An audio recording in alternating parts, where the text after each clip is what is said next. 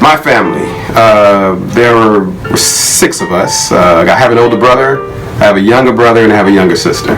And Mom was from a place outside of Austin, Texas called Cedar Creek.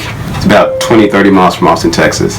The Deshays kind of, I won't say own Cedar Creek, but everyone in the little town of Cedar Creek knows the Deshays. I used to go to church there, and the first time I saw the correct spelling of my name, not capital D, but lowercase d, was on that church. Yeah, it was amazing to see that. Well, I'm originally from Lewisburg, West Virginia. I grew up in Denver, Colorado, and Columbus, Ohio. I'm the oldest of 5 children with my mom. We moved out to Phoenix because my stepdad used to open up franchises for restaurants. I was born in Harold, Arkansas, in a cotton raising community.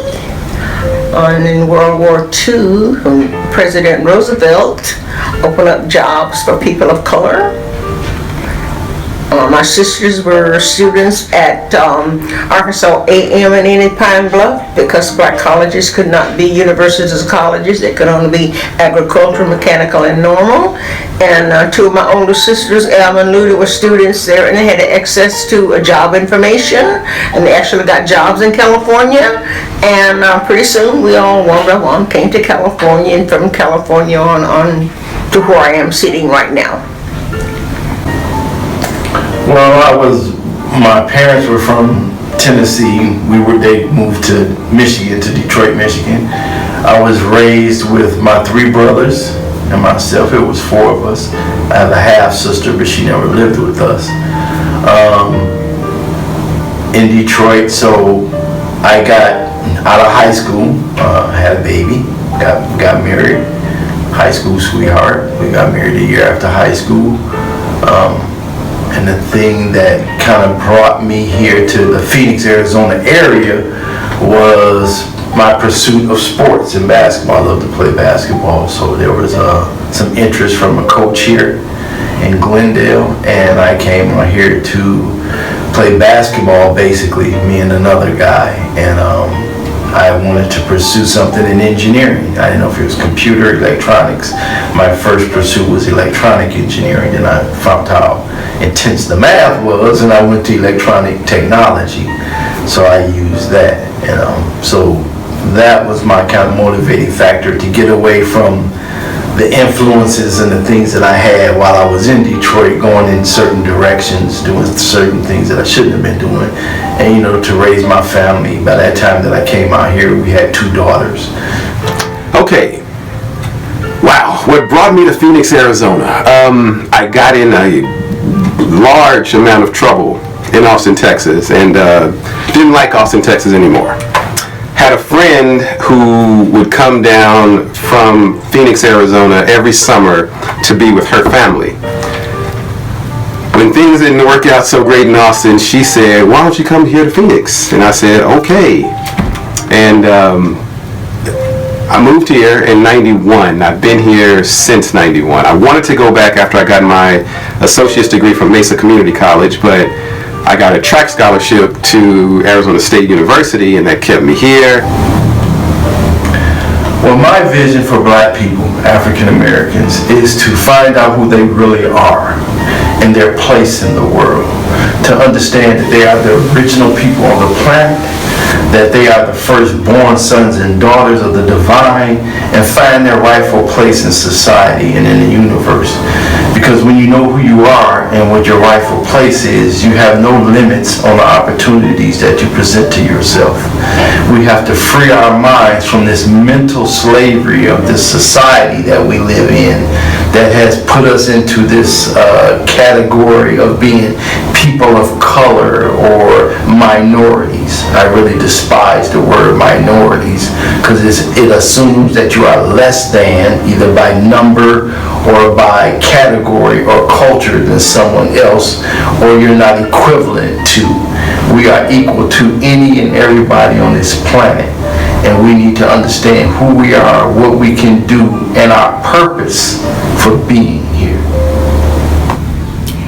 But we will all be known by the content of our character and not by the color of our skin. I feel that we all need to come together. We all need to, as they say, wake up and get out there and educate ourselves on politics, on religions, on what's going on in our society, what's going on in our community. Sometimes when people think of giving back to the community, it's monetary. It has to do with money. I didn't come from money. I don't have money, and I think that when I leave here, it'll be the same. But what I didn't get a lot when I was younger was someone older than me, educated, talking to me about coming to college. I didn't get that. So the legacy that I am going to leave, that I've been doing since I've been in college, is talking to younger people, and they don't have to be black people. They can be anybody who doesn't have the information they need about education. That's the legacy that that I'm going to leave behind, and that's the legacy I want my sons to leave behind too, and their kids. Educate someone about something that they don't know about, because it opens up a whole new door for them. It was done for me, and it didn't cost anything. All I had to do was just give this person my attention. So the legacy that I want to leave behind is just give the word of education to a person that doesn't have it.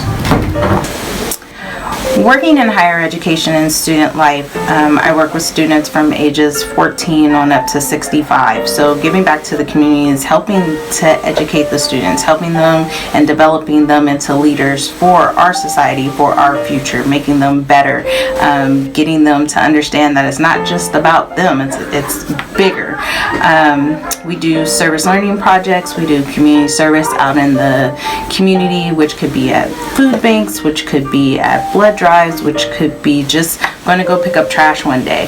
What I talk to my sons about constantly is respecting themselves, or respect yourself, and respect others, and in that order, to me, in that order. And I know everybody has their own, but for me, growing up and seeing the things that I saw and seeing the disrespect that I saw, but not disrespect from one group of people to another, just people not respecting themselves. I saw a lot with crime, I saw a lot with drugs, I saw a lot with things that people just didn't respect themselves enough to not do that or to not pursue that. And so if you don't respect yourself, there's no way you can respect others. So for my sons, I would want them to preach that also. Just preach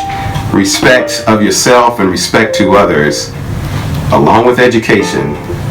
And I think the legacy of the Deshays will be everything that I want it to be. I'm not asking for millions of dollars. I don't need our names up in lights or anything like that. Just be good to your family.